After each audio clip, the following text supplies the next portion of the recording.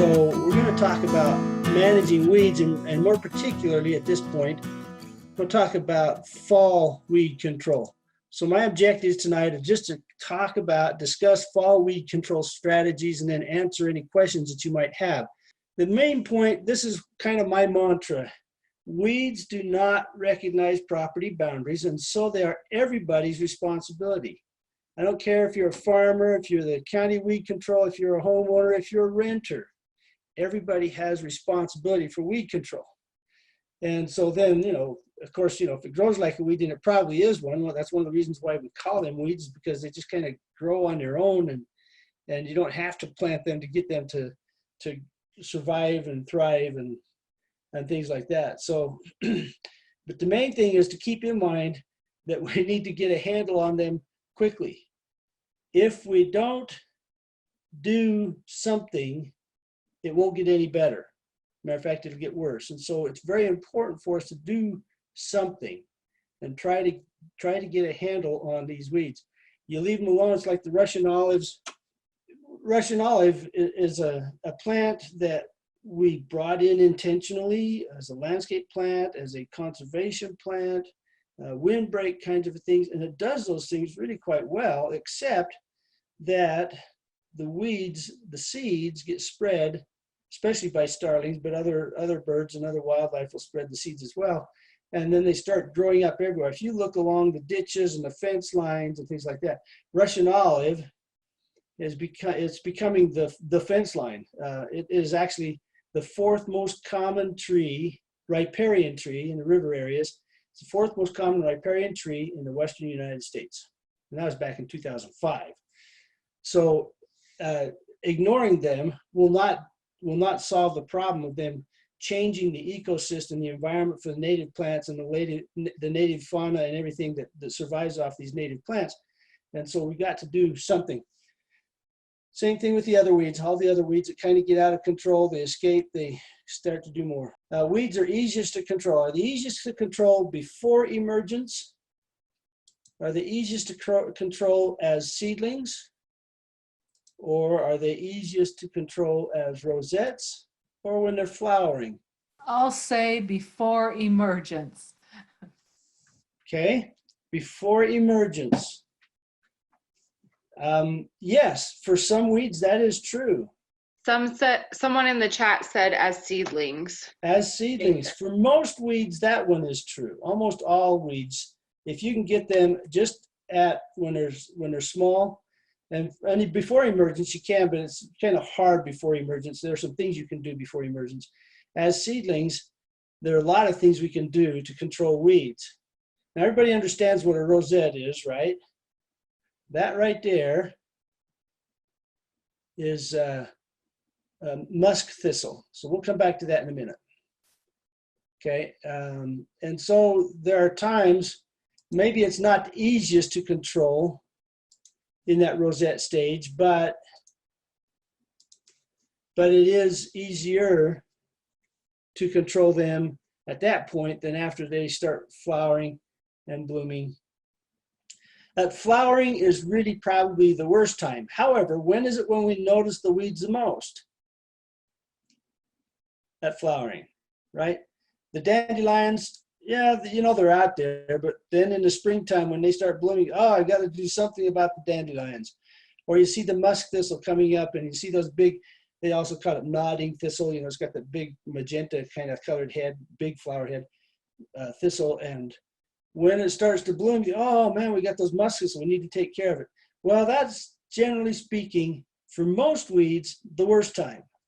Now, it's not entirely true, however, the whole point, one of the main things with keeping weeds under control is to keep them from going to seed instead of trying to take care of them after they've gone to seed.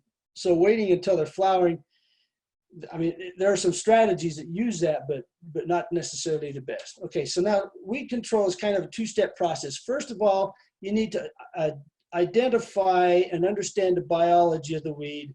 And then you need to apply the treatment which would match either to the weed and also to the season. Well, we're going to talk about fall weed control. So what we're going to discuss here will involve things we can do in the fall.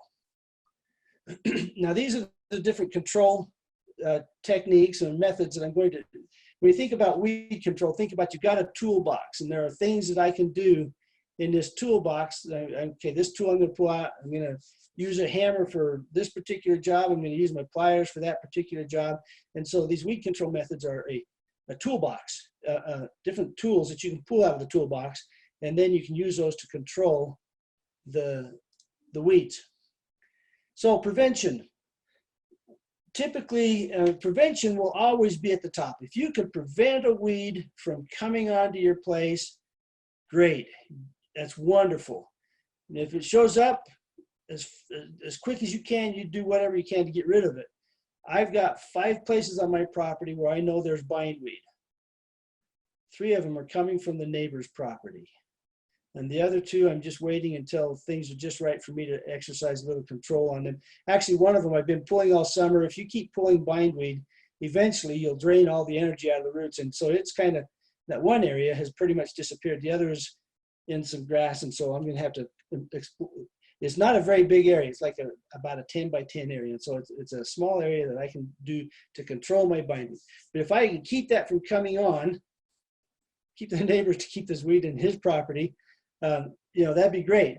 So if the prevention, and that involves, feeding weed-free hay and things like that. If you've got livestock, and if you use a ditch system, you want to do everything you can to keep the weed seeds from coming in through your irrigation water. Okay. So, and then compost. If your compost hasn't been properly heated up and turned and heated and turned and whatnot, then your chances of having viable seed in that compost coming from someplace else, and who knows what nasty weeds are coming in with it, it's really a lot greater. So you need to make sure that your plants or the compost has been properly treated and in good shape. Compost is good stuff, but we want to make sure that we don't bring extra weeds onto the property. Competition is really important. Nature hates bare ground. So if you will get out there and promote the good, desirable plants and do the things that will help them be more successful, the weeds will be less successful. A big case in point, of course, is lawns here. I got some pictures here. I think I'll show you in a minute. Mechanical, really good for almost all the weeds. You're pulling, you're digging, hoeing, tilling, mowing, those kinds of things. Some of them are a little bit more effective than others, depending on the weed again. Mulches. Fabric mulch or organic mulch, plastic mulch, live mulches. This is kind of what a lawn is, but you can use live mulch to help, again, the competition. That's kind of combined with competition. You can use heat, flame. I had used flame especially on small plants. Steam actually works pretty good, even boiling, doing a lot of canning. And so you got that boiling water. What do you do with it? How am I going to pour it down my sink, melt my plastic in my plumbing? Maybe not.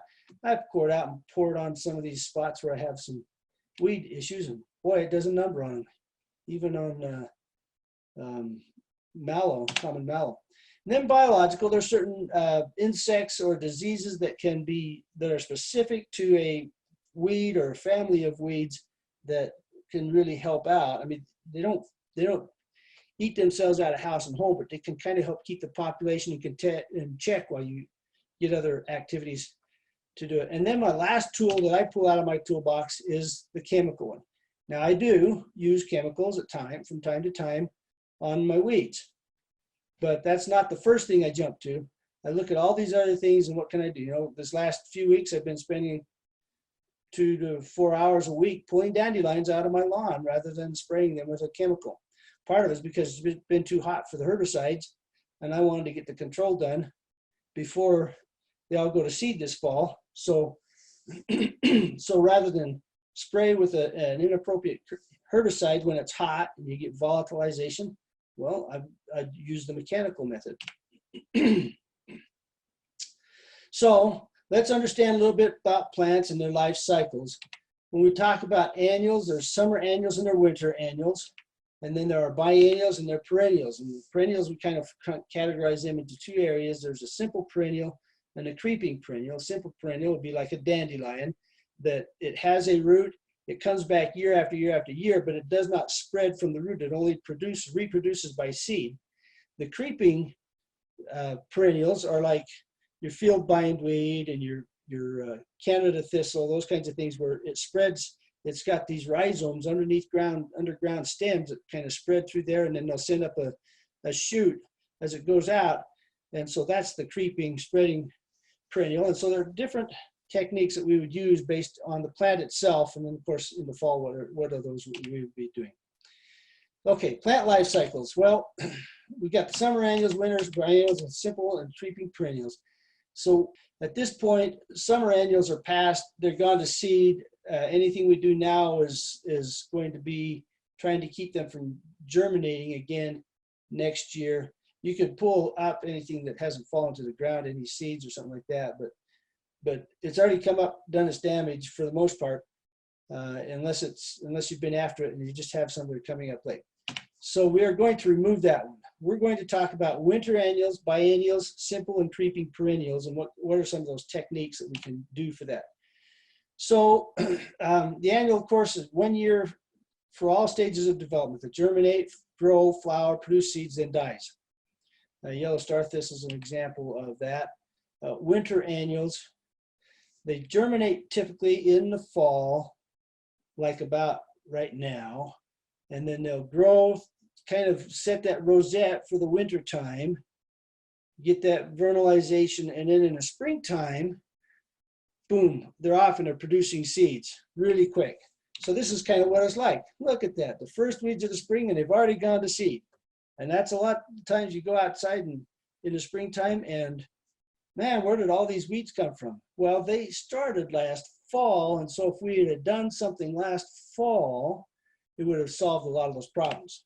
Okay, so let's integrate these methods. We're talking about the winter annuals. What are the ways? See, as we go through, you'll see that some of these things will change in order depending on what they're doing. So prevention, again, prevention is always going to be at the top. Competition does really good for annuals. If you don't have established perennials, it's actually pretty good for perennials to keep those seeds from going. But competition is always a good idea, having the plants that we want. So lawn is an excellent example of competition. You've got the lawn out there, you're mowing it properly, you're fertilizing it properly, you're irrigating it properly, and it's a lot harder for the weeds to get established in a good, healthy lawn. Now, I would not ever do this. I would have something around that, because you start mowing up around that tree or do your line trimming and you're going to do a lot of damage to the tree. That's a different issue. Okay, we'll be on that. Okay, other competition, you've got flowers. You can get those, and once those start to fill in, the quicker you can get that to fill in, the less likely are the weeds are going to come in. Well, all right, we're talking fall. We're not going to get a whole lot of that at this point. The lawn, we can kind of talk about. Flowers are starting to die off, and so now what are we going to do? We've got these weeds that we need to deal with. So mechanical, and this mechanical works great. It's the best organic weed control method we have, okay? Bar none. No chemicals out there, none of that people talk about being nasty kind of stuff, especially when they're small. If you're out there in the fall, you're doing some mechanical weed control, just a simple shallow hoeing or just pulling them up by hand, that does better than anything else. So for your annuals, your winter annuals, be out there, be aware of when they're out there germinating and get after them when they're small. Okay, we could always try to incorporate some sort of weed eaters. Trying to hear the funny part, right? Okay, so when we're out there weeding the garden, is it a happy thing, or is it? I find weeding to be quite therapeutic. It's better to pull weeds than it is to yell at the kids or kick the dog or whatever. You don't do that, of course, but pulling weeds is this is probably actually the same girl. I think this is Ralph Whiteside's daughter, but anyway. Mulches are really good. You can put down a fresh mulch in the fall and try to keep those seeds from germinating, and that would help a lot. You can use the weed barrier. You can use the fabric type things. Plastic, I kind of shy away from plastic a little bit because you don't get a lot of air exchange through the plastic. Organic matter, your wood chips are really good. Bark is okay. I prefer the big wood chips myself, but Those all work really well. And then again, lawn is kind of like a live mulch, something like that, where you've got something growing rather than letting nature decide what you want to grow. So some of those organic mulches there, or types of mulches, you got your organic, the mineral is the gravel sand, black, clear versus colored. I mean, there's different things about that. The thing about fabric is it's breathable. Okay, so here we've got an organic mulch around these junipers, right? So the question is, how deep do I need to lay that mulch to keep the weeds from coming through? Well, they say 3 inches, but in my experience, it takes a little bit more. How much more? About 250 feet. When you're talking about bindweed, that's probably about right. Not 3 to 6 inches organic mulch is the recommendation for helping to keep the seedlings from getting down from germinating through and getting all the way up to the sunlight. Yeah, so that works really. An organic mulch is really a pretty good. And then also in the organic mulches, the organisms in the soil will help to kind of recycle and break that down. So then you can put some more. You can kind of refresh it and put another inch or two on every year, and so you're adding organic matter to the soil. All right, now heat. The flame, I use that. Like I said, I pour the boiling water from our canning onto weeds. Solarization is when you put a clear plastic down on top of the soil and it heats the soil up. Well, that's not something you can do in the fall, and so that's why I put the question mark there. But solarization in the summertime, and you have to seal that off and have a good coverage over that, no holes in the plastic. If you do that in the summertime, the research has indicated that the fall annuals, the winter annuals, the seeds are killed in that top inch or two of the soil. A lot of them, not all of them, but a lot of them will be killed in the top inch or two of the soil. So the way you do solarization is you till the soil, you wet it down really good, and you put plastic over it. You have to do it probably in our area from the first week in July through the first to second week in August. You get 5 to 6 weeks of heating up of the soil. If you're willing to put up with a piece of plastic in the yard in that spot at that particular time. So how useful it is kind of up to you. But these others, flame works great on seedlings. Not as well on grass and not really well on perennials, and we'll talk about that in a minute. Steam works really good, or the boiling water. Okay, so this is a plastic mulch over when I lived over in Nampa for a few years and had a big yard. I decided I want to have a garden. So this is how I killed the grass in my garden. I took out a chunk. This is where I'm going to have my garden, and I used plastic to kill out that garden or that area of grass. And actually I used clear plastic. It was a solarization during the summer and started growing it. Anyway, worked pretty good. So it was more like this right here. Of course, I didn't have all that bindweed that was over here on the edge. Okay. And then biological for annuals. I mean, there are insects that will be eating on a lot of these plants, but the reason they survive is because they survive whatever nature's throwing at them. Sometimes grazing can be used to help keep these under control, these weeds. So it's kind of works, but not as good as it would like on perennials and biennials. This is a picture of this is actually a biennial. This is a musk thistle seed head, and this is the weevil, the Rhinocilus conicus, the seed head weevil, and it just lays its eggs. It chews a hole into the seed, lays its eggs, and then the larvae eat up the eggs or the seed, and they don't eat up all the seed, but they eat up a lot of them. So it reduces the seed production, but never do they kill all the seed, and so there's always some coming back up. So don't rely on biological control for really good weed control. It's just more of a management tool to help keep things kind of in control while you're coming up with something else. And then with annuals, chemical is my last choice. Doesn't mean I don't use it. There are some good burn down type chemicals, and we'll talk about these here when we get to the end if we get a few minutes, and we'll talk about that. Okay, biennials, it takes 2 years, so usually they germinate this year. The one picture I showed you, the musk thistle out in my lawn, germinated this year, next year, it would go through the winter vernalization, and then it sends up that flower the second year. So some of them can be short-lived perennials, but typically once they produce seed, they die. So spring, fall. By the fall, second fall, then they typically they are dead. Again, you want to keep them from going to seed. The main thing here, again, for prevention, we'll talk about that. Competition is really good for this.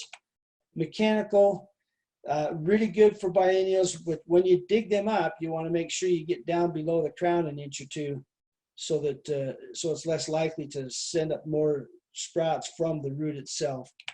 Biological is up higher than it was on the last one, on the annuals. Remember, annuals, it was down second to the last. So the top three are the same, especially, well, even the rosettes. But a lot of times, like I said, we don't notice the weeds until they're gone to seed. And that's the same way it is with musk thistle, a lot of these biennial thistles. So if you can take the flower head off and dispose of that and then cut the roots down, so you're doing a mechanical kind of a two-step, but you can still do it and get pretty good control of the weeds that way. Mulches work pretty good on these. They don't spread by roots, and so you put a mulch over the top of it and it will work pretty good, unless the organic mulch, they may push up through that. So just kind of be aware of that. Chemical is up there, well, up one step, but it's something that works fairly well if you do it at the right time. And then heat doesn't work really well because you've got the crown is down in the soil a ways, and so it's really hard to get that heat down there to kill that crown. And so we don't usually use heat for biennials. So here's a musk thistle. It was in my lawn. You can tell it's musk thistle because it's got this white margin around the edge of the leaves. That's your musk thistle. And there it is. I did that just about a half hour ago. I knew it was there. I just wanted to wait until I could take some pictures so I could do it for this class. So there's the musk thistle. You want to pull it out, get down an inch or two below the crown and remove that, and then it's much less likely to germinate. So those kinds of plants, if you don't have a lot, it's really quite easy to control them this way. I had, when I was down in Willard, Utah, had a lot of Dyer's woad, quite a lot of white Dyer's woad in my yard. And so that first year, I was out there shoveling and cutting down, trying to get down below that Dyer's woad. And then the next year, a lot less Dyer's woad. So it works. It does help keep things down. Now, perennials, you're 2 or more years, and they're producing seeds typically year after year after year. So plantain, Canada thistle, dandelions are some of your perennials. So year after year after year after year. Say, aren't those the same weeds that came up last year? By golly, they are.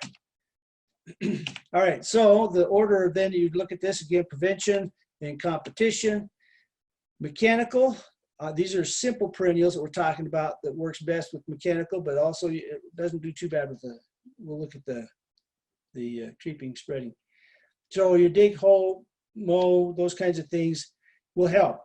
Now, dandelion will come up underneath a mowing blade. You mow and you think you got them, and then all of a sudden tomorrow there's a bunch of dandelions out there. So mowing helps with some weeds and not quite so much with others.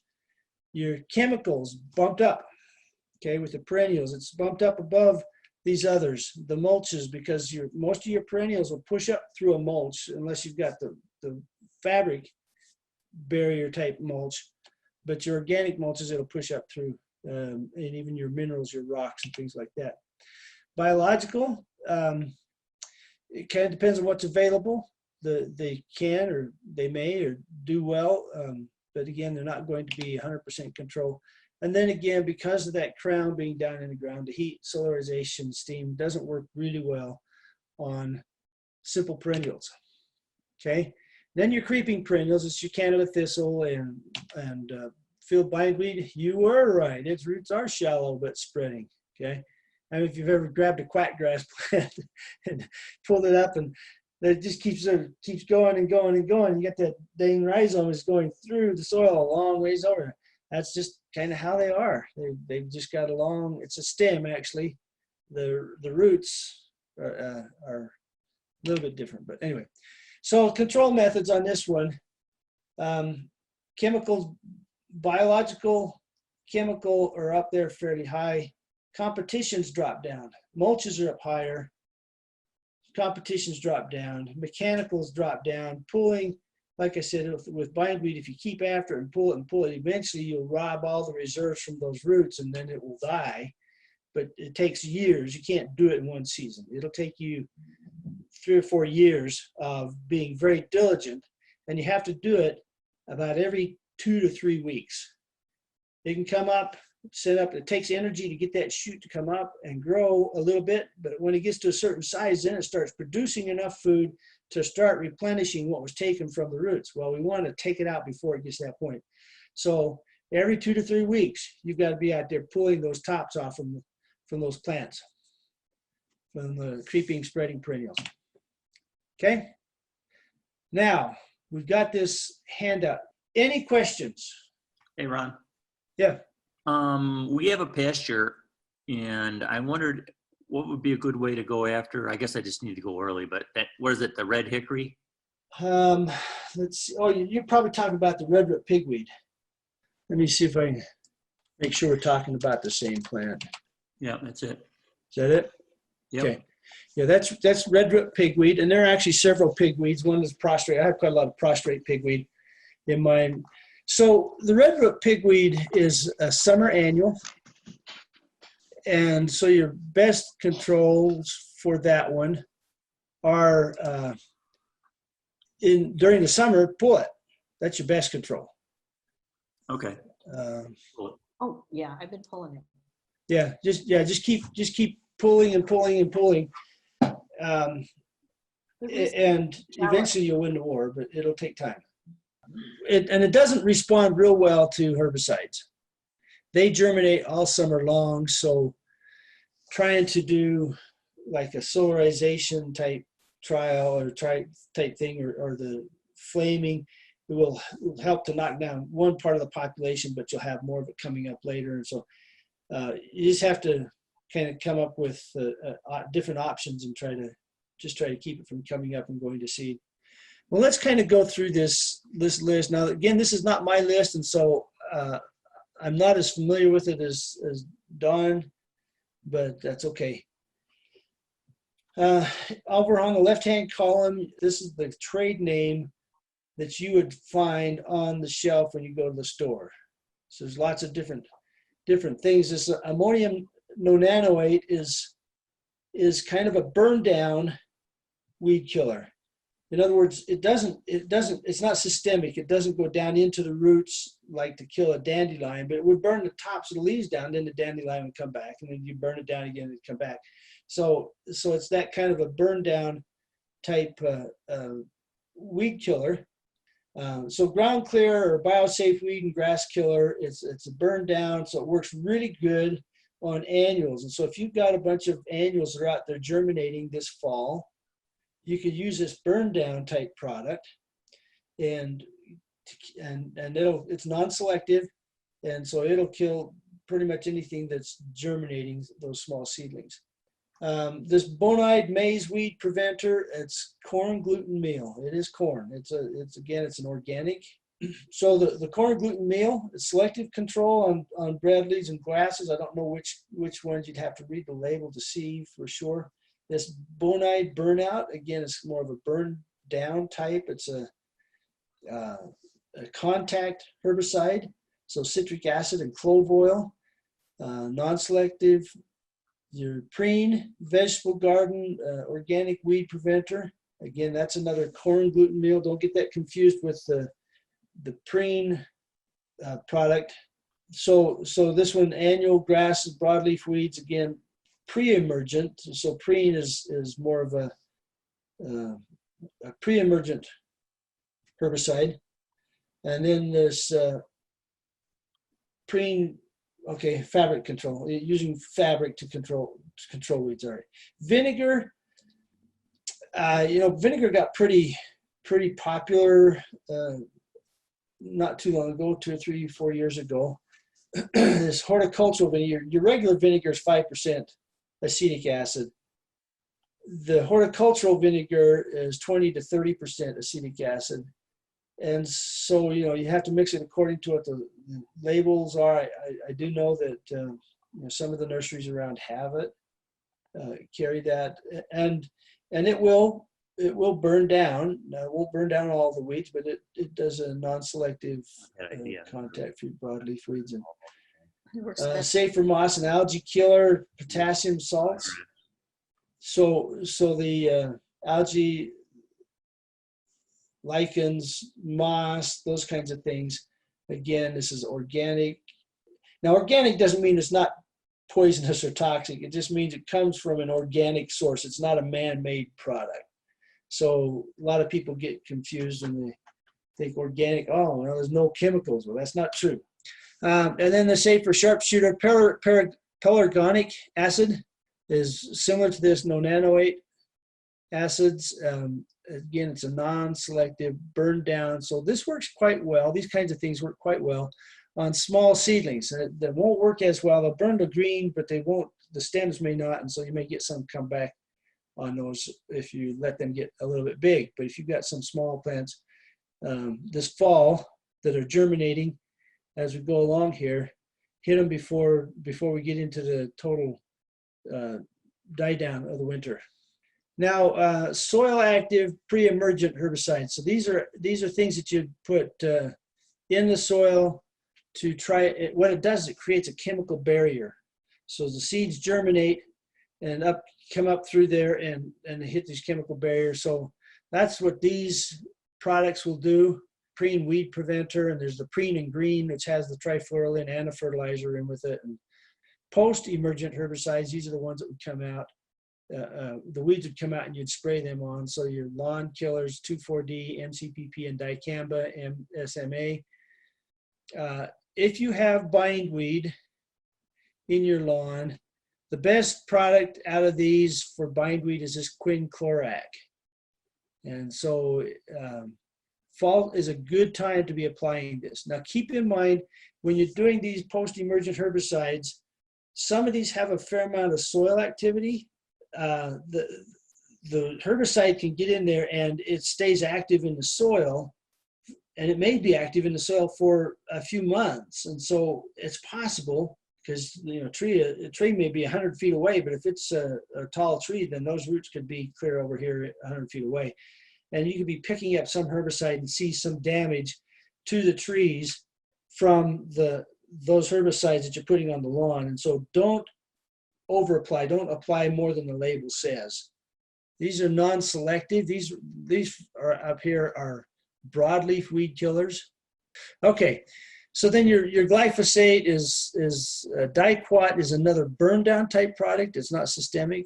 Fluazepop and dicamba are systemic, but that diquat is a burn down. Now I would be very careful. Some of these labels, they have these products that say results within 12 hours or 24 hours. Well, if you've got some systemic herbicide in the plant and you've killed it really quickly when they add this diquat to it, well, that diquat is a fast acting kill down, burn down type product. And so you're not getting the systemic motion. And so personally, I would avoid any product that combines the burn down with a systemic. I would avoid those because you're killing the plant, and you're not getting the translocation that you need down to the roots. People want to see immediate results. If it's not immediate, it's not fast enough. So be patient. Give those plants 3 to 7 days to start showing symptoms that it's been poisoned and the roots are actually going to die. Soil sterilants. Be extremely, extremely careful with soil sterilants. People were they wanted to kill the weeds in the alleyway behind the houses, right? So they did, let's just sterilize. I'm getting tired of spraying and pulling these weeds. So they put some soil sterilant down there through the alleyway, and they ended up killing a lot of trees in people's backyards because those tree roots are out there. They pick up that herbicide, come back, and it kills them. And then some of these others, The sucker punch, if you have sprouts, suckers growing up on trees that you want to try to keep them down. Stump removers, it's potassium nitrate, basically it's a fertilizer. So it adds fertilizer and lets the breakdown a bit faster. And then zinc chloride is just a zinc and chloride, and it helps to kill the moss. Fall and is a great time, wonderful time to control weeds. So let's get out there and control our weeds.